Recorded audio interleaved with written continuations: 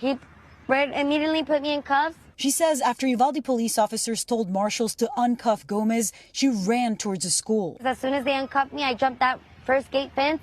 And once I jumped it, I went to my son's class. And I knocked on the door, and I remember the teacher saying, I'm like, hey, they're already bulge cutting the fence to get me. She's like, you think we have time to get out? I said, you'll have time. I'm going to run for my other son.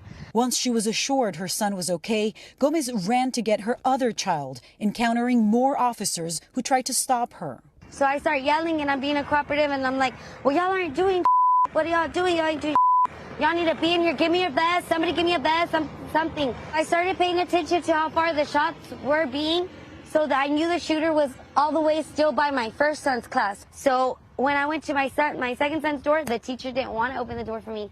So that's when they started escorting me out. And as I see that they're opening my son's door, I go run for my son and I get him. With both of her kids out safe, Gomez still can't shake the thought of those who didn't make it. While you were inside the school, did you see officers inside the school? There was not one officer inside the school when I ran to my second son's class. There was not one officer.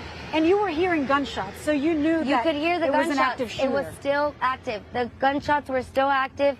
They were not in there. There was no one in there. If anything, when I pulled up, my car was closer to the school than where the snipers and everybody that was laying on the ground were.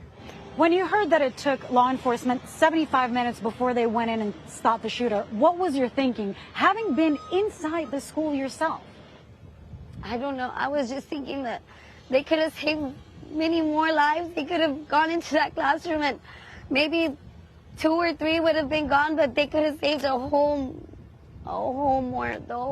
class. They could have done something. Gone through the window, sniped them through the window. I mean, something, but nothing was being done. If anything, they were being more aggressive on us parents that were willing to go in there. And like I told one of the officers, I don't need you to protect me. Get away from me. I don't need your protection.